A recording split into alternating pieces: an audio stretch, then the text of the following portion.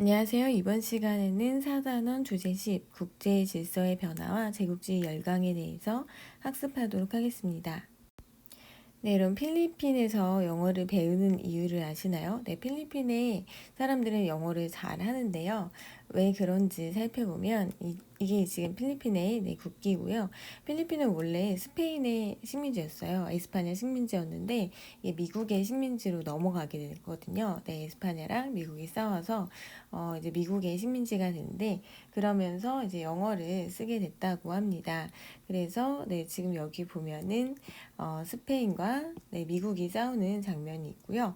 그리고 필리핀 같은 경우에는 이렇게 다양한 섬으로 돼 있어서 실제로 쓰는 언어는 굉장히 많다고 합니다. 근데 많이 통용되는 언어가 영어라고 하고요. 필리핀의 수도 마닐라의 모습이 여기 나와 있고, 필리핀은 또한 이런 아름다운 바다가 있는 관광지로도 유명하죠.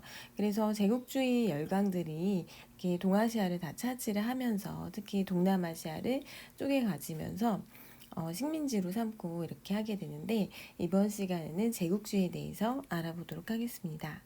네, 먼저 제국주의 등장에 대해서 살펴보도록 하겠습니다.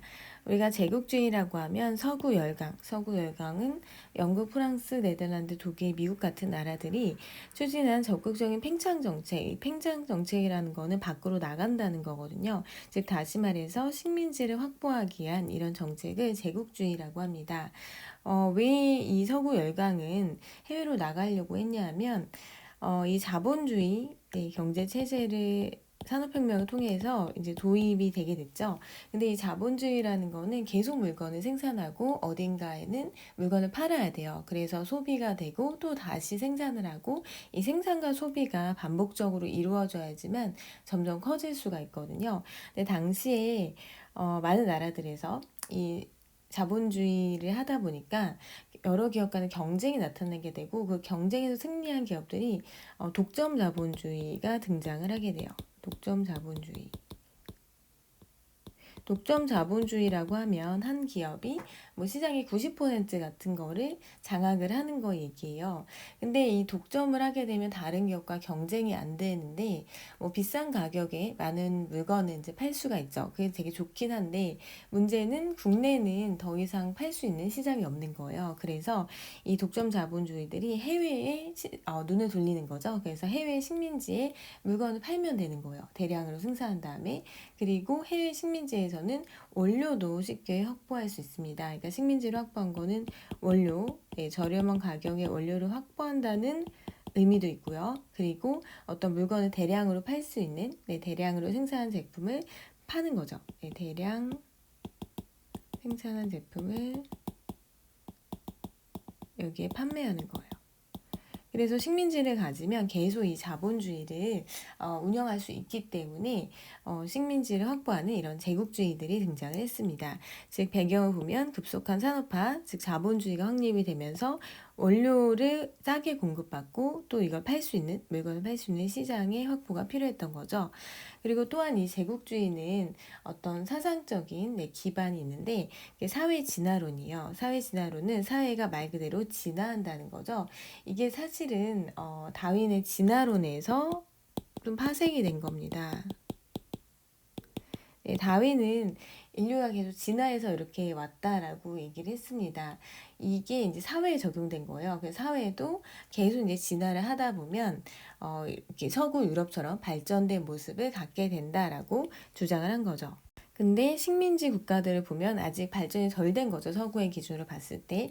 그렇기 때문에 우리가 너네를 식민지를 삼아서 이렇게 문화나 이런 걸 발전시켜준다. 사회를 발전시켜준다. 이렇게 하면서 식민 지배를 정당화했고요. 인종우월주의는 자신의 인종이 최고다라고 보는 거죠. 그래서 이런 것들이 제국주의 침략을 정당화했다는 거를 알아두시면 됩니다. 제국주의 국가의 식민지 수탈 풍자를 보면요.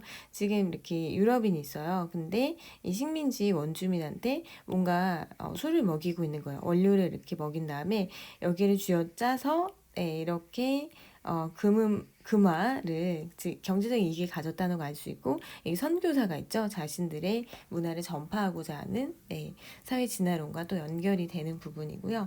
그리고 서구 열강들이 지구를 막 쪼개서 갖는 거죠. 식민지 경쟁을 벌였다라고 보시면 됩니다.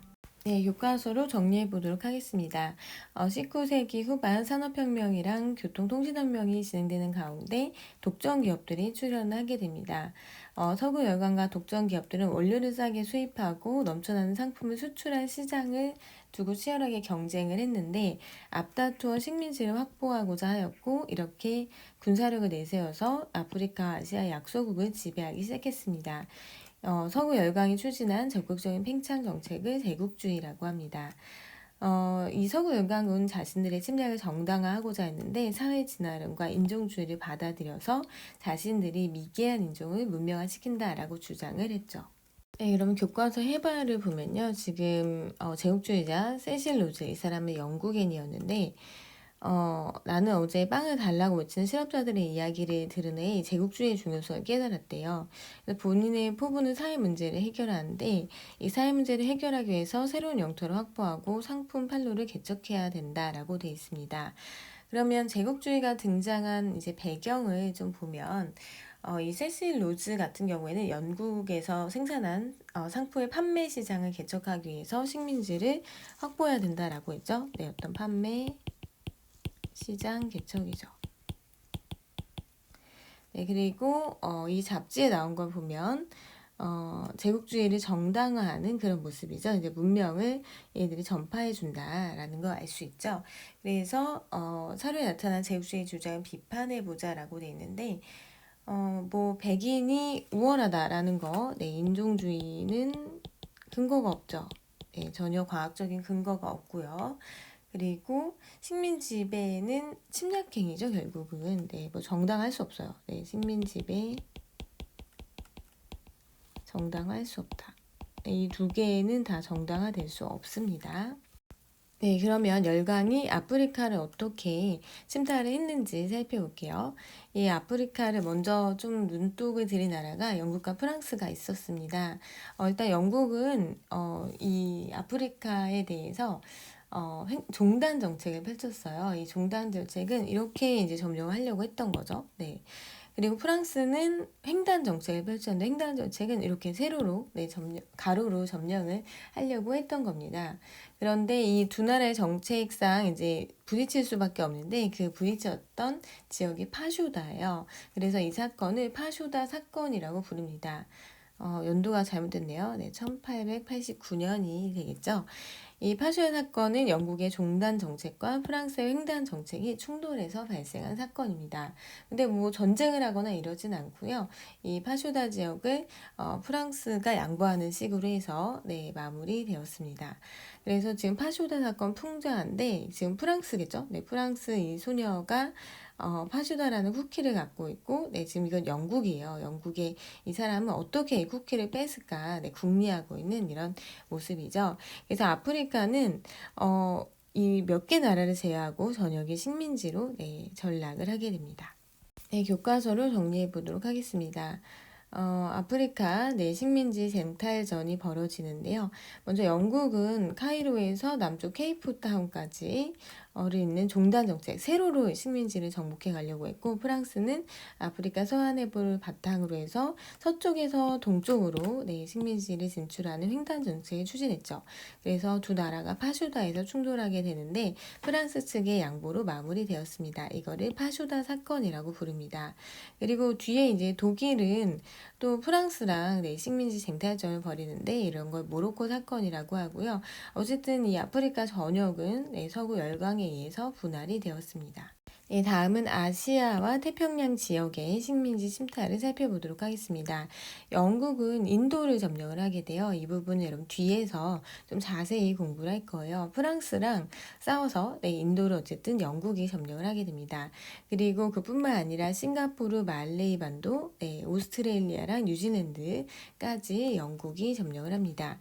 프랑스는 인도에서 손을 떼고요. 네, 대진 주변에 있는 인도 차이나 반도에 있는 뭐 베트남, 라오스, 캄보디아 네, 이런 나라를 점령을 하게 됩니다. 미국은 에스파냐 싸워서 필리핀을 지배하고요. 네, 하와이 차지하고 네덜란드는 인도네시아를 지배하게 됩니다. 네, 그래서 지도에서 보면은 인도는 이렇게 영국이 네, 이렇게 가졌고요. 네, 인도.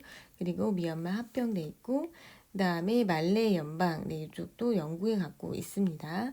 그리고 프랑스 같은 경우에는 이쪽이에요. 네, 인도 차이나 반도 이쪽이고, 미국은 필리핀. 아까 선생님이 영어 쓴다고 했죠. 네, 필리핀과 하와이 차지했고요. 그 다음에 이 아래 인도네시아는 네덜란드가 지배했습니다. 네, 이 내용을 교과서로 정리해 보도록 하겠습니다. 제국주의 열강은 아시아에도 식민지를 만들었는데요. 먼저 영국은 인도를 차지하고요. 싱가포르, 말레이 반도, 미얀마를 식민지로 삼고 프랑스는 인도 차이나 반도를 점령을 하게 됩니다. 네덜란드는 인도네시아를 지배하고요. 그리고 여기서 대농장, 네, 플랜테이션을 경영을 합니다. 미국은 필리핀을 지배를 하고요. 그리고 영국은 오스트레일리아, 뉴질랜드 자치령으로 삼고 미국은 괌과 하와이를 병합을 합니다. 지금까지 배운 내용을 정리해 보도록 하겠습니다. 서구 열강은 군사력을 내세워 아프리카와 아시아의 약소국을 지배하였는데 이처럼 서구 열강이 추진한 적극적인 팽창 정책을 제국주의라고 합니다. 영국은 아프리카 남북을 잇는 종단 정책을 펼쳤고요. 프랑스는 서부를 확보하고 동쪽으로 진출하는 횡단 정책을 펼쳤죠. 그러던 와중에 파쇼다에서 충돌을 하였으나 프랑스가 양보해서 마무리됐고요. 영국은 인도를 차지하고 싱가포르와 말레이 반도, 미얀마를 식민지로 삼았다. 네, 이건 맞는 설명이네요. 프랑스는 인도네시아와 필리핀을 지배하다 틀렸죠. 네, 인도네시아는 네덜란드가 지배했고요. 네, 그리고 필리핀은 미국이 지배했다고 했죠.